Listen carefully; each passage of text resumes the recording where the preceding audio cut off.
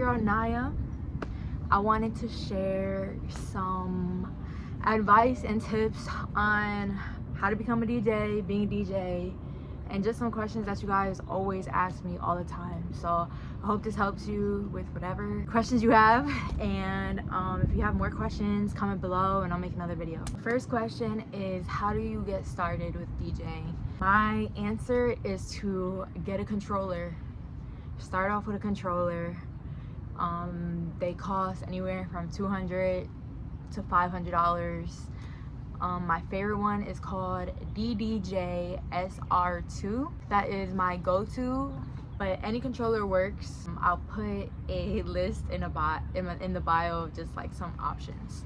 Obviously you need a laptop. I use Serato. Download the software Serato for your laptop, get yourself a controller, and get yourself a little monitor, a speaker, whatever. And you're gonna need the wires, RCAs, XLRs, depending on what your controller has.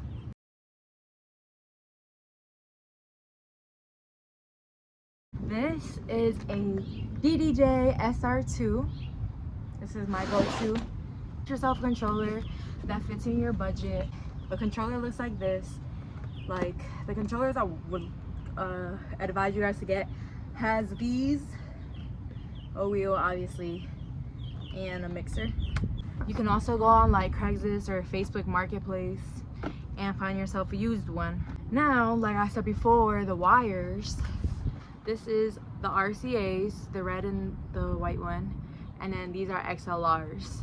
So whatever speaker you have, it could be a little monitor, it could literally just be a little speaker, as long as it has like whatever your controller has. So usually the controllers have RCAs, which is the red and the white button, and you would just get an RCA cable, put the red and white cable into the controller and the other side into the monitor so that you are able to hear what you're mixing.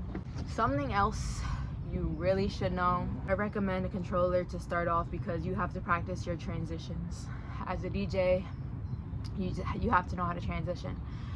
But as you grow and get better and you already know your transitions and you're about to start doing live performances at places, you need to know your equipment.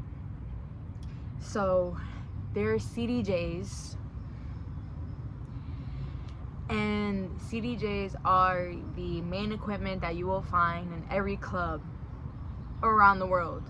That is just like the main setup at these places. And if you don't know how to use a CDJ, you're gonna be like lost. And I'm telling you that from recent experience because I've been using controllers my whole life. And when I show up to a club, I bring my controller because I'm scared to use a CDJ, but I just learned how to use a CDJ and it's still hard. CDJs are super expensive, so it doesn't really make sense to buy them unless you're, you got money. My advice to you is to learn CDJs after you finish learning how to transition on your controller. Learn CDJs. I used to go to Guitar Center and practice there, but it's still hard because it's just like I still don't even know how to use them. So my biggest advice is to find a DJ class that can teach you CDJs. See if there's a place around you or a person who will let you or teach you how to use CDJ. It's just very different from a controller, but I'm just warning you that like that is the go-to everywhere. So if you're DJing somewhere and they say they have CDJs, you should just be ready. But that's really all the advice I could give you. Try looking up videos on YouTube on how to transition and see how other people transition, and try it and try it and try it and try it with 2 songs until you get it right, until you hear a nice smooth transition. And practice. I know it sounds so annoying. It all just takes practice. And like even when I first started, like it took me like a year and some change, maybe even 2 years to like fully be comfortable with what I'm doing live. Now another tip, if you want to become a DJ, or just for DJs out there, know your music history. Like it's kind of annoying that everybody wants to be a DJ sometimes, but like obviously we all love music, so I understand, but it really comes from like my knowledge with music is how I can control a crowd like that, how I know what they want to listen to. Like, I don't know, like I was born with this gift, but also just like the music I was brought on. And even if you don't know a lot of genres, like dive into it and do your research. Birds just be chirping away. Do your research.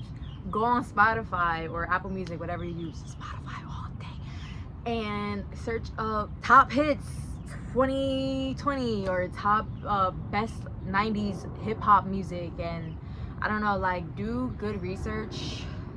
It's kind of hard to say just because not that like, I mean, I just know. Like I grew up on this, but like there's a way to do your research. There is a way to do your research. Look up other people's mixes, look up one of the best DJs in the world mixes, like, and just like study the music. And also even look how many plays the songs have gotten, or like Biggie's top 10 songs, or like, you know, like look into an artist, look into their top 10 songs, and just like get your music history down on point.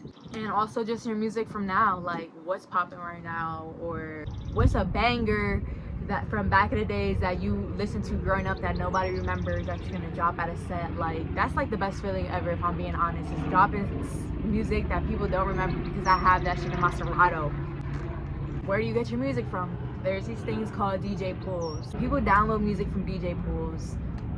You pay a subscription per month, per year, whatever, and you're able to find a whole bunch of music loaded with music, especially throwback music. Record pools can help you as well to dig into music history. Yeah, that's one way people download music.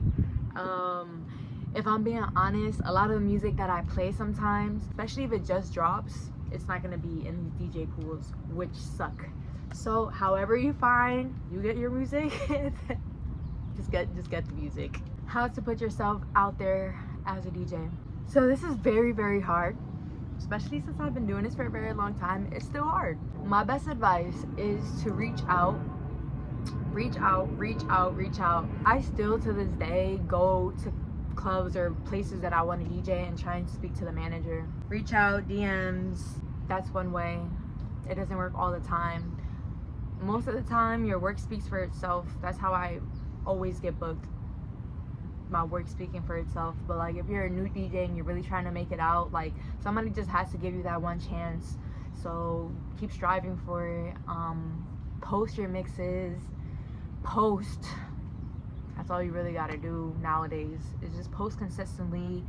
Reach out to promoters, reach out to artists you want to DJ for. Reach out. Put yourself out there. And don't give up on yourself, because like I said, I've been turned down a million times.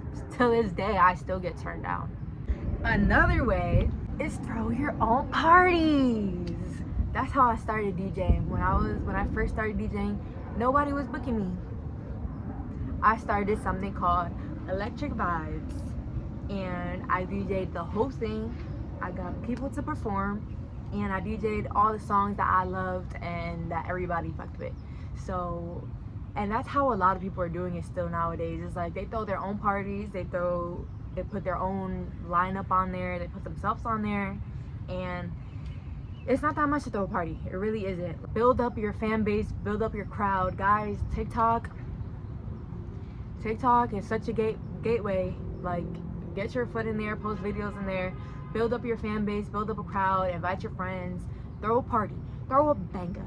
And even if it doesn't turn out really big, like, you start small. You gotta start somewhere. But that's another way how people book themselves or get bookings, and that's how you start. That's how I started. I just want to say, this journey is not easy. Like I said, I've been in this for 11, 12 years already, still hustling every day. So it's a very long waiting game, and you just gotta be patient, and you just have to practice and never give up. It's easier said than done, but if you believe in yourself and you love this and this is your passion, put your all into this. Put it all into it. this is what you want to do, then do it, okay? But don't give up on it. Don't give up on it. Find the time, and don't, I'm about to give you advice that I need to give to myself, but don't beat yourself up so much. Don't beat yourself up so much. Don't put so much pressure on yourself. What is for you will come, and it's all about your timing, your progress. And if you're able to do what you have to do one day, do it. If you aren't able to, obviously you're gonna feel bad about it, but don't be too hard on yourself. Like, you'll get it done eventually, right? Okay, so that's all I have for you guys today. Please ask me more questions. I gave you as much information as I could. I really hope it helps. Hit me up, let me know what you guys think. Ask me questions. I'll be making another video. Do it. You got this. I believe in you. I hope you enjoyed this video. Like, subscribe, all that good stuff. Just building my content every day. I love you. And bye.